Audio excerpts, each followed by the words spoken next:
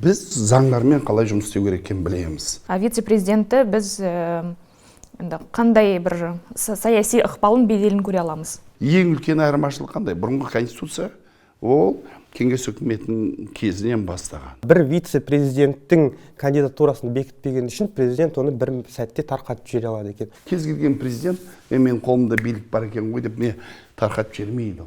Қолданыстағы нормаларды енгізудің қажеті жоқ дейді. Кез келген адамның айлығын алып қалу конституция қарсы. Сен мысалы екі әйелді заңды түрде ала алмайсың ғой. Бұл жердегі асығыстық көріп тұрған жоқпын мен.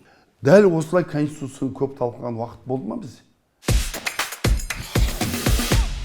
Армысыздар құрметті көрермен, біз ата заңымыздың жаңа жобасын талқылауды жалғастырамыз. Сол конституцияның жаңа жобасын жасауға тікелей өзінің үлесін қосып жүрген, тікелей қатысып жүрген азаматпен тілдеспекпіз.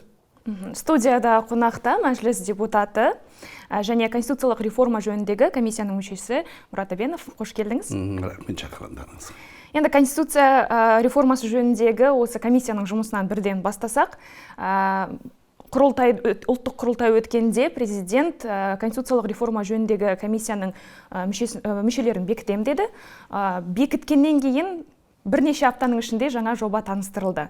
Өзіңіздің пікіріңізді білдіріп өтсеңіз, жалпы қаншалықты бүгінде ол сапалы болып шықты және жұмыстарыңыз қалай жүргізілді? Жалпы конституциялық, жалпы саяси реформа деп айтатын болсақ, мен енді 19 жылдан бері президент Тоқаев бірінші сайлауға қатысып, өз қызметін бастаған кезде, сол кезде реформалардың негізі басталды деп мен айта аламын. Сол кезде жаңа халықтың үнін тыңдай білетін мемлекет деген соны біраз сол жерде мен ол кезде қоғам ұйымдардың өкілімін, бұқаралық ақпарат құралдарымен жұмыс істеймін, басқа білім саласында. Сол кезде мені мына қоғамдық сенім кеңесінің мүшесі қылып шақырды. Біраз мәселені талқыладық. Көп реформалар негізін сол жақтан көремін. Сосын білесіздер, 22 жылғы саяси реформалар болды. Біраз идеялар 22 жылға референдумға кірмей қалды. Мысалы, асығыс болады, әлі дайын емес. Ал енді бұл конституциялық реформа президент 8 қыркүйекте жолдауда айтып кеткен идеясы. Бірақ сол кезден бастап жұмыс жүрді. Комиссия құрылды, мен мүшесі болдым. Аптасына бірінші рет тікелей эфирде жан-жақтан талқыланып, тікелей эфирден шыққан бір бөлек. Мысалы, қазір бүгін бара жатырмын, алдымен топпен жұмыс істейміз, әртүрлі бағыт бойынша сосын кіріп тағы да қараймыз. Сол себептен ешқандай асығыс жоқ. Біріншіден, бұл реформаны жасап жатқан адамдар сол 19 жылдан бастап барлығын зерттеп қарап жүр. Ол әртүрлі өткенде 5 құрылтай өтті. Құрылтайларда айтылған идеялар.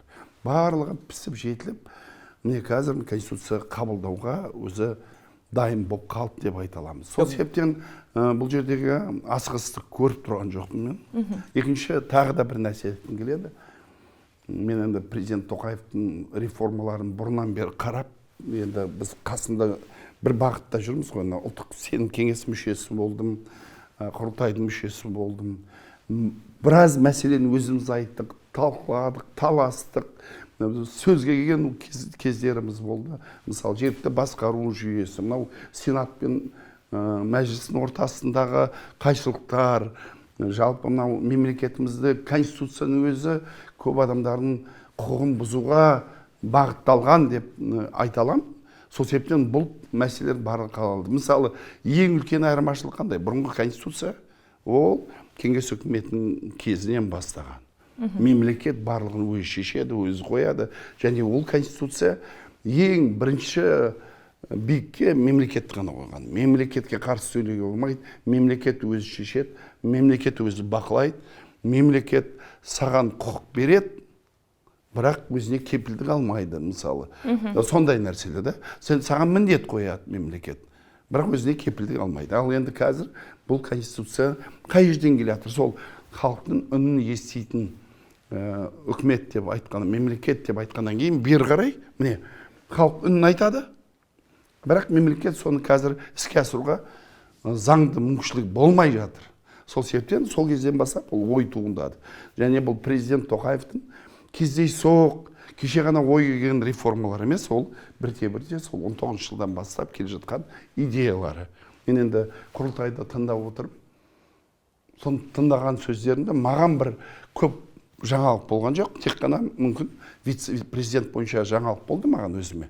Қалған барлығын тыңдап отырмын, ойладым, мен барлық ұсыныстар дұрыс, мен өзім қолдаймын, бұрыннан бері талқылап жүрдік деп. Маған жалпы комиссияның жұмыс принципі қызықты. Сіз мысалы өзіңіз мәжілістесіз, менің білуімше мәжілісте мысалға қандай да бір заң жобасы түскен кезде ең бірінші шағын топ оны талқылайды, жетілдіреді, пістіреді, содан кейін ғана ол отырысқа шығарылады, иә? Мұнда да сондай принцип пе, әлде бәріңіз отырып талқылайсыздар ма, қалай жұмыс қалай жүреді?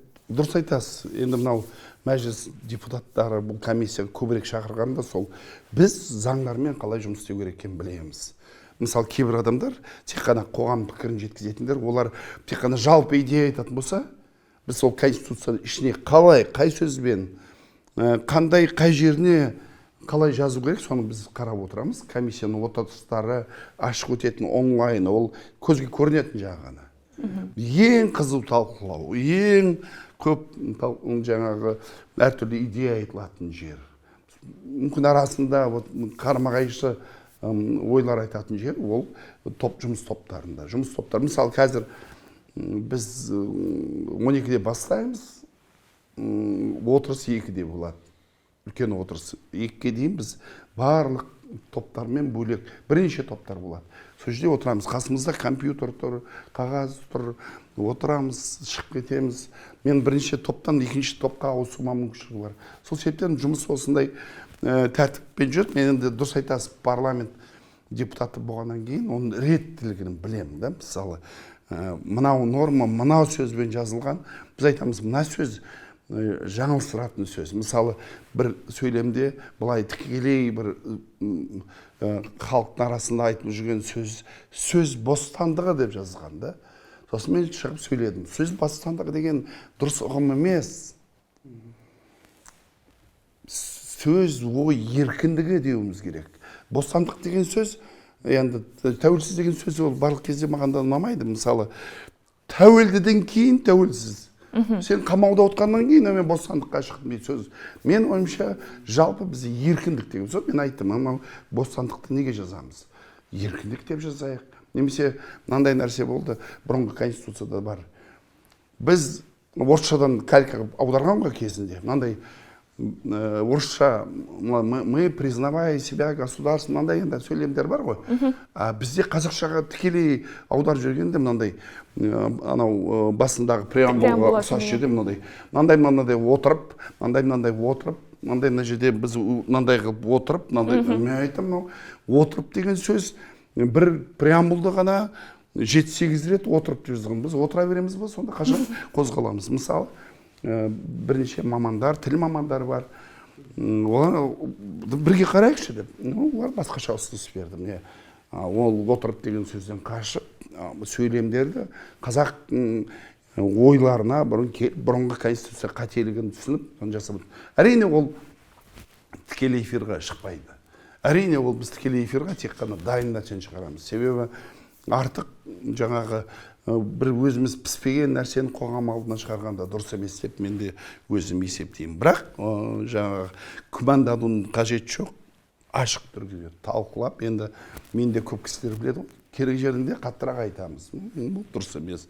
Мындай жасайық. Ертең күмән туындауы мүмкін. Мына жерде нақтылайық. Мысалы, президентпен құрылтайдың қарым-қатынасы, қай жерде қандай кандидатура ұсынады, ол неше рет қайтаруына болады, ол қайтарған кезде арасындағы қарым-қатынастар қалай болады. Мен мысалы өзімді айтамын, мына жерде болашақ саяси қақтығыс болуы мүмкін, кризис болуы мүмкін. Екі билік ортасы шеше алмай тоқтап қалуы мүмкін. Нақтылайық, бір рет па, бірнеше рет деген сөз қалай? Бірнеше рет деген үшеу ме, екеу ме? Ол 2 рет кандидатурасын қайтарып жүрсе, ары қарай не болу керек?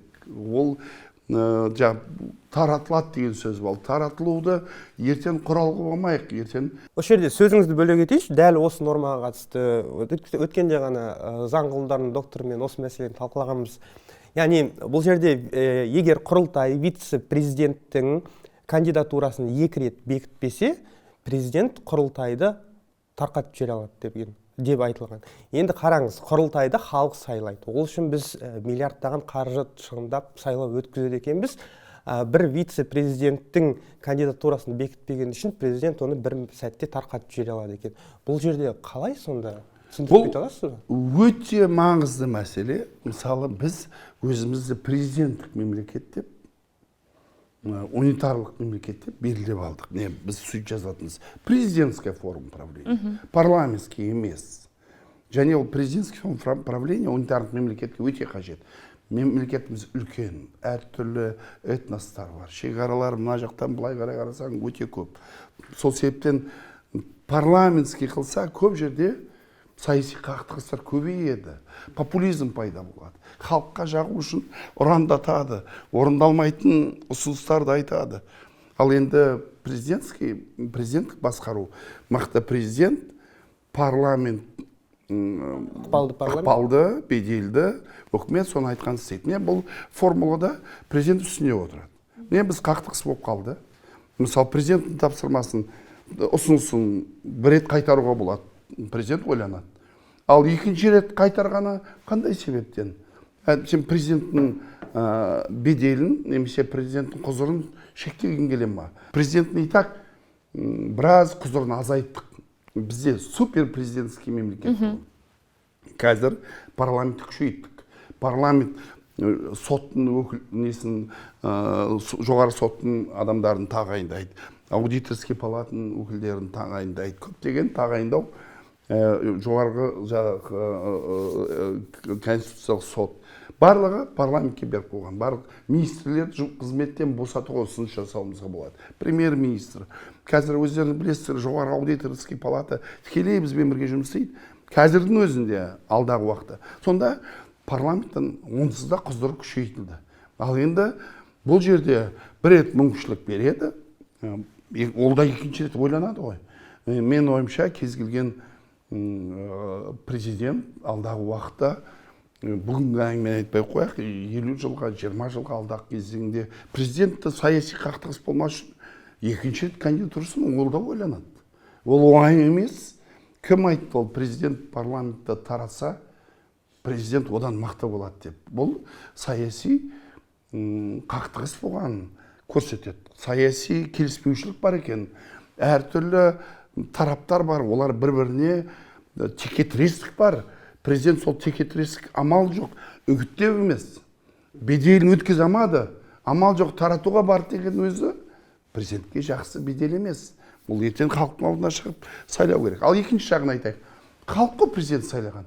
Халық айтты, мына кісі бүкіл мемлекеттің көшбасшысы. Сол себептен біріншіден бөлген дұрыс. Мынау президент билік. Сосын президент сайладық па, оны сенім бердік қой. Президент айтады, мен сенген адам, маған ұқсайтын адам. Ертең анау-мынау болса парламенттен бөлек таңдалған мен сияқты лидерлік қасиеті бар. Сол себептен мен ол формулаға дұрыс қараймын. Бірақ екі мүмкіншілік берді. Бірінші ұсынды, өтпей қалды. Сосын мен ойымша президент консультациялар жүргізеді. Парламенттегі фракцияның басшыларымен, мынау өткізбей қойдыңдар, не болды, неге ұнамай қалды, давай басқасын ұсынайын деп. Ал ол тікелей мынандай қақтығысқа бара қоймайды. Мықты мәжіліс депутаттар бар, мықты партиялар бар. Олардың халықтың алдында беделі болса, олар тарқатып жүрсе, халық президентке де күмәнмен қарайтын болады. Сол себептен ол кез келген президент, мен қолымда билік бар екен ғой деп не тарқатып жібермейді. Ол да мен бас екеу емес қой деген бір жақсы сөз бар ғой. Ешкім өзіне кепілдік бере алмайды ертең, қоғам бұны кім қалай қабылдайды. Ол саяси риск қой. Ол үлкен саяси риск. Өзім бір нәрсеге көзім жетеді. Мысалы, президент Тоқаев осы реформалардың барлығы 19 жыл емес, одан бұрын білді. 19 жыл келді, билік қолына тиді.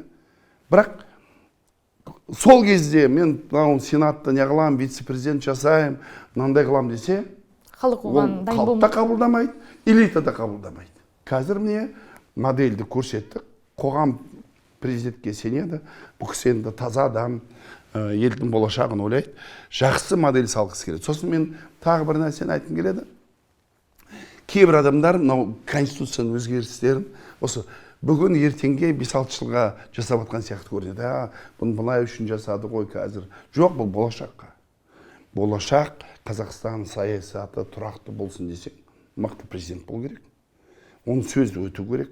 Вице-президент институты бойынша жан-жақты талқылап өтсек, жалпы бұндай формат бізде болды 90-шы жылдары, кейін алынып тасталды. Бүгінде оның қайтарудың маңызы қандай, және вице-президентті біз қандай бір саяси ықпалын беделін көре аламыз? Қандай мәселе ғой енді. Вице-президент, президент енді сенатқа бере алмайды. Сол себептен мәжіліске де болашақ құрылтайға билігін бере алмайды. Бұл бірақ президентті адам ғой. Сол себептен әртүрлі жағдай болуы мүмкін. Президенттің қасында вице-президент өзі тағайындайды, және кез келген саяси өзгерістерде кім біледі, ауырып қалады, басқа болады алдағы уақытта. Сонда сенат болашақ құрылтай вице-президент отырған кезде президенттің билігіне таласпайды. Мен президент сайладым ба, президент өзі адамын ұсынды ма, мен қабылдаймын. Ол адам вице-президент, өмір бойы вице-президент өтіп кетуі мүмкін, ешқандай ештеңеге араласпай. Бірақ менің бұл басқарудағы тұрақтылықтың моделі. Мұрат мырза, енді бұл өзгерістердің барлығы түсінікті, ол қажет, себебі биліктің тепе-теңдігі барлығы өзгеріп жатыр. Бірақ конституциялық реформа жөніндегі комиссияның енгізіп жатқан өзгерістері болған емес, қарапайым басқа баптар, жаңағы қылмыстық кодекстен алынған бір нормалар, цифрлық кодекстен алынған нормаларды осы конституцияға енгізіліп жатыр. Бұл ретте сол заң өкілдері конституция ол ата заң, бұндай қарапайым қолданыстағы нормаларды енгізудің қажеті жоқ дейді. Бұған не дейсіз? Ол өте қажет ұғым. Жаңағы және былай жеңіл түрдегі аналитика. Олар ойлайды, заңдағы біз қабылдаған ұғымды конституция енгізіп жатыр. Ондай емес. Мен көп жерде көзім жеткені, конституция кезінде қате жазылған, адам құқығын таптаған, көп жердегі нақтыламаған, тек мемлекет мықты болса болды солай. Сол себептен біз заң жазуға қиналдық. Біз міне біреулер, мен бір мысалды айтайын, қазір 18-ші жылы еңбек заңдылығын өзгертті де, еңбек шартын тіркемеуге мүмкіншілік берді. Даже еден жуатын адамдарды жаңа субподрядчик қып тіркейді, ИП ашқызып, соған сенің бөлмен жаңа менің серіктесім боласың, сені ИП-ге заказ беремін, сен орындайсың. Айлық бермеуді үшін, қалтасын салып алу үшін. Мектептегі мұғалімдер жеке мектепте де жұмыс істейді. Жазда шығарып жібереді жұмыстан, күзде қайтып қабылдайды, жазға отпускын бермеу үшін. Неге барлығы? Себебі конституция былай жазылған. Мен бір мысалға келтірейін. 24-ші бапта былай жазылған. Мемлекет тек қана еңбек шарты болса ғана қорғайды. Тек қана сол адамдарға 8 сағаттық уақыт жұмыс, тек қана сол адамдарға демалыс, жазғы демалыс, тек сол адамдарға басқа пенсиясын басқа. Ал қазір соны пайдаланды да бизнес олигархтар алды, заңды өзгертіп алды. Астананың өзін қараңыздар. Талай адам, официанттар, басқа келісім шартсыз жұмыс істейді. Қорғалмаған. Айлығын төлемейді, шығара салады кез келген. 2 ай жұмыс істейді, 15 сағат жұмыс істейді, айлығын төлемейді, түнде жұмыс істеген үшін төлемейді қосымша. Демалыс төлемейді. Неге? Конституция солай жазылған. Келісім шарт болса ғана, еңбек шарты болса ғана. Біз қазір алдық та еңбек шарты деген алып тастадық. Кез келген адам қажетті жұмыс істесе, еңбегі қорғалу керек. Айлығы беру керек. Қазір білесіздер, көп адамдардың шоттары бұғатталып жатыр. 1,5 миллион адам банкке қарыз, шоттарын бұғаттап тастаған, айлығын ала алмайды.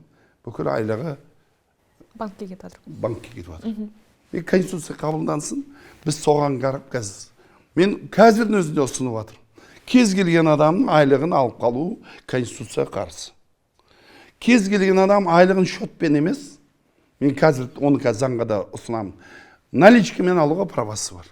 себебі 27-ші бапта конституция біз былай жазып жатырмыз. Әр адам дискриминациясыз айлық алуға құқығы бар.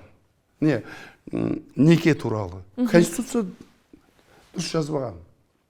Сол себептен бізде жаңағы екінші әйел, үшінші әйел, төртінші әйел халықты бұзып бітті. Неге оған қарсымыз? Себебі екінші некедегі адамы құқығы заңдастырылмаған. Бірақ бұл жерде неке және отбасы туралы кодексте жалпы мысалы Каспийда өтінім берген күннің өзінде сен мысалы екі әйелді заңды түрде ала алмайсың ғой. Мен түсіндірейін сізге. Мысалы қалай шығып кетті бізде? Діни некемен шығып кеткен. Жаңағы діни ұйымдардың өкілдері некесін қия салып, болды сендер жұп болдыңдар, отбасы болдыңдар дейді, той жасайды. Біз қазір жаздық, мемлекет қорғайды. Болды енді. Енді осы жазғаннан кейін имамдарға барлығын айтамыз. Конституция қарсы болмайсың. Заңды түрде ЗАГСтан өтпесе, некені қиюға праваң жоқ. Онда сен осы отбасына қарсы келіп тұрсың. Бізде Шиелде кеше Қызылорда облысында 17 жасар қызды, 16 жасар қызды алып қашады. Үгіттейді, қорқытады. Имам келеді, заңды түрде болмайды ғой. Некесін қияды, бала туады. Енді талақ деп шығарып жүрген қыз. Болды.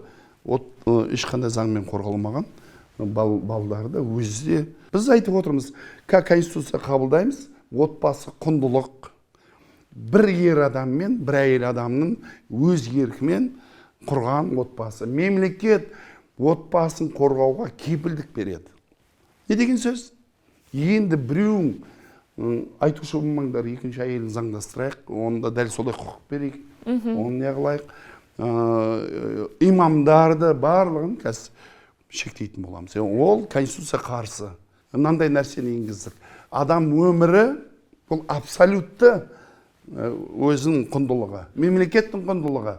Мемлекет адам өмірін сақтауға кепілдік береді. Ол не дегеніміз?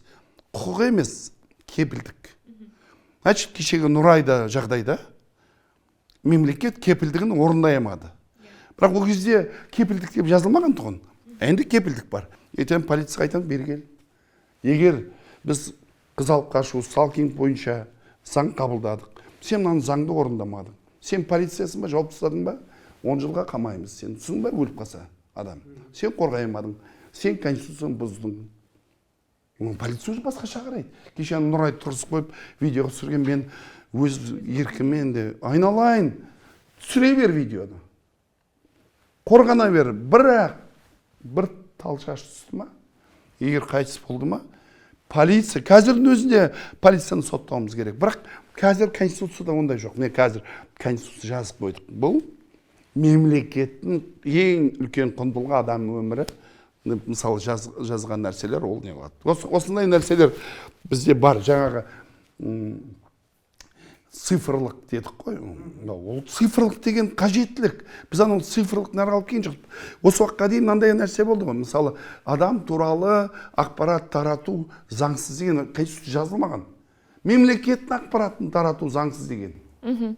Енді біз айтамыз, адам туралы бүкіл ақпарат адамдікі, кімде кім, мемлекет болсын, банк болсын, полиция болсын, ешкім сенің цифрлық барлық ақпараттың тарату болмайды. Бірақ цифрлық ақпарат ресми ақпаратқа кіргіздік. Ол да үлкен нәрсе. Мысалы, осы уақытқа дейін ондай болған емес. Біз енді талап, сосын тағы мынандай нәрсе бар. Сөз еркіндігі. Керемет бір жетістік сияқты ғой демократия. Бірақ қазір Европа мемлекеттерінде соған жазған.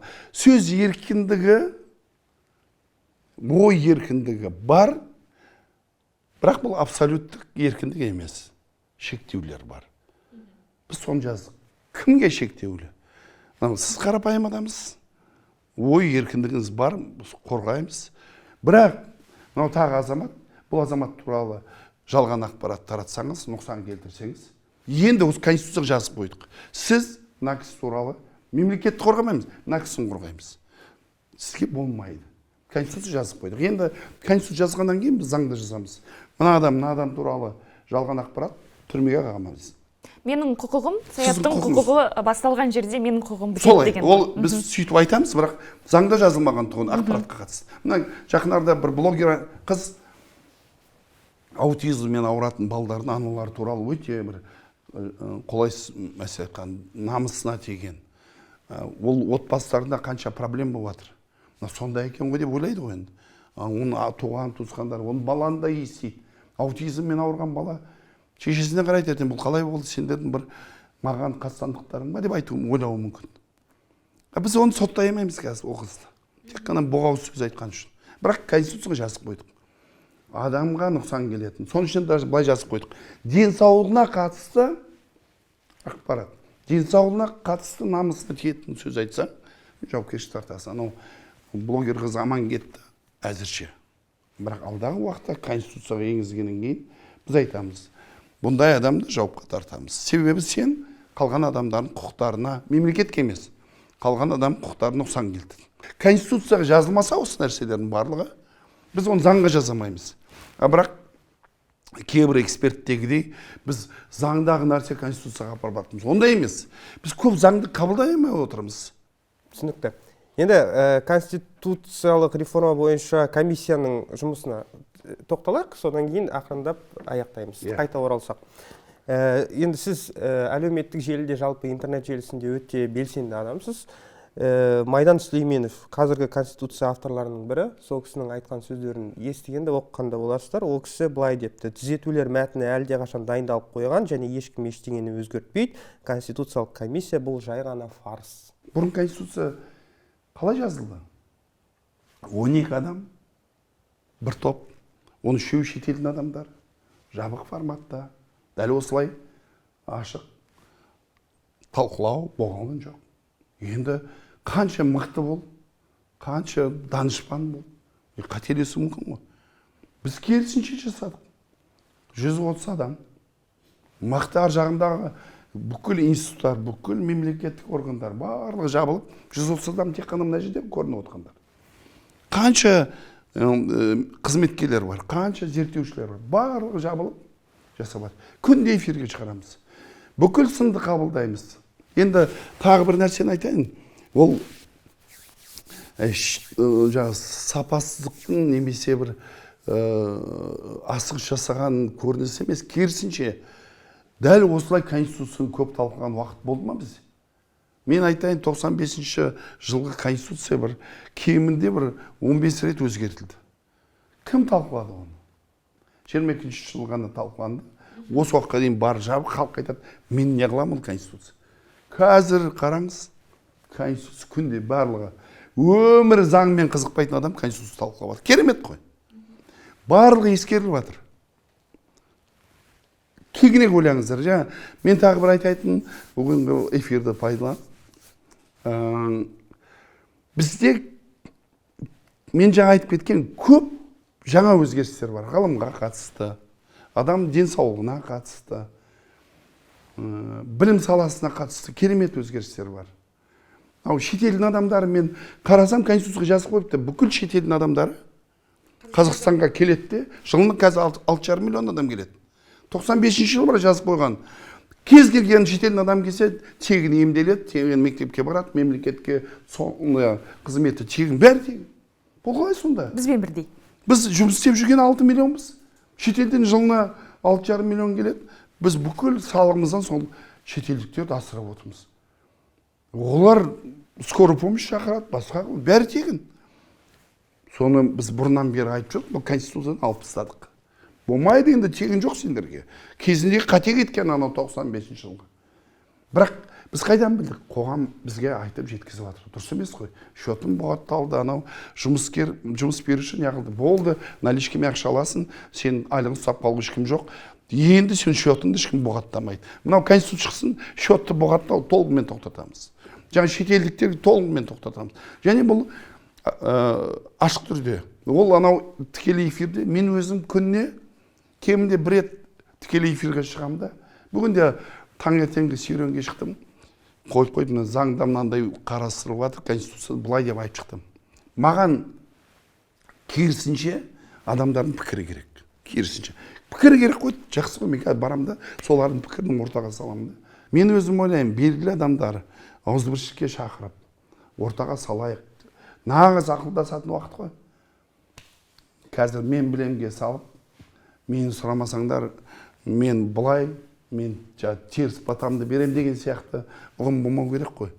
Елге жан ашитын адам, шын патриот адам, өз амбициясын ысырып тастау керек та қазір. Конституцияға салысу керек. Болды. Мен басқа образ көрмеймін. Қазір сын айту, ол да көмек. Сыннан кейін ұсыныс беру, ол да үлкен көмек. Жоқ, бізбен бірге келіп ұсынысты жазып көмектесу, ол да көмек. Ол үлкен нәрсе. Сол себептен ашықпыз, ұсыныс беріңіздер, келіңіздер. Енді маған да мысалы өзі азамат есебінде үлкен жауапкершілік. Мен біраз осы уақытқа дейін қоғамдық комиссияларда болдым. Ұлттық сенім кеңесінде құрылтайдың мүшесі болдым. Қазір парламент депутаты ретінде білгенді осы ортаға салым келеді. Маған керек деп емес, қоғамға қажет нәрсені болды ол. Іске асыруымыз керек. Мұрат мырза, мен бір сұрақ қоя қойыншы. Жаңа айттыңыз ғой, осы ұсыныстар барлығы түсіп жатыр деп.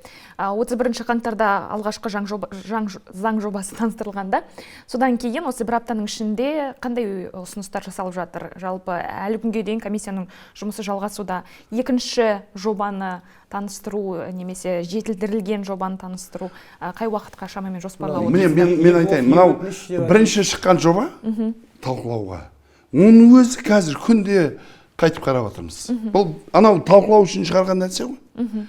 Күнде оны жаңартып отырмаймыз ғой, жаңалықтырмай. Ол жоба негізгі бізге, мен де үйренген ғой. Парламентке жоба келеді, жобаны шығарып қоямыз. Құрылыс кодексін қалай жаздық? Құрылыс кодекс 70% өзгерттік қой. Толығымен өзгерттік. Бір баптарын алып тастадық. Сондай сияқты. Мен енді бұрын заңмен көп жұмыс істеген адам ретінде білемін. Мынау конституцияның жарияланғаны ол өзгереді, нақтыланады, жұмыс жүріп жатыр. Мен де қазір уақытында болып қалды, барып жұмыс тобын жүргіземіз, өзгертіп жатырмыз. Бірақ күнде өзгерте берсек жұрт түсінбей қалады. Одан да ұсыныс беріңіздер, қайсысы сын түсіп жатыр, барлығын көріп жатыр, ұсыныстар түсіп жатыр, жақсартып жатыр. Былай жазар едік дейді. Күнде түсіп жатыр бізге. Мен ырзамын. Және былай айтар едім, енді бір-екі тақырыптың ғана төңірегінде ғана емес. Кең қараңыздар. Былай айтқанда таразыда елдің тағдыры тұр ғой. Сол кезде әркім өзінің білгенін... Бір 5 жылдық, 10 жылдық емес. Толқы мен кеше бір журналист көрдім. Бір нәрсені сынап, бір нәрсені. Ол қатты сынайтын журналисттің бірі. Бірақ бір жерде айтыпты, бірақ мынау шетелдіктерге тегін медицина тоқтатқан өте дұрыс, қолдаймын деген. Мен алдында тек қана сын жазғанды көрдім да, мынаны көрдім да, ана адамға құрметтім өсті. Міне. Кейбіреулерді тек қана жаман деп айтады. Көмектесіңіздер бірге. Бірге жақсы конституция жасайық. Мен кепілдік беремін, сіздердің ойларыңызды мен комиссияға жеткіземін. Жақсы. Мұрат мырза, сізге сұхбатыңыз үшін көп рахмет. Шынымен де көптеген халықтың көкейінде жүрген мәселелер, нормалар, халықтың сынына ұшырап жатқан нормалардың ара жігін ажыратып түсіндіріп бердіңіз. Сол үшін көп рахмет сізге. Құрметті көрермендер, арнамызға жазылыңыздар, өз пікірлеріңізді білдіріңіздер. Сіздің қолдау бізге ауадай қажет.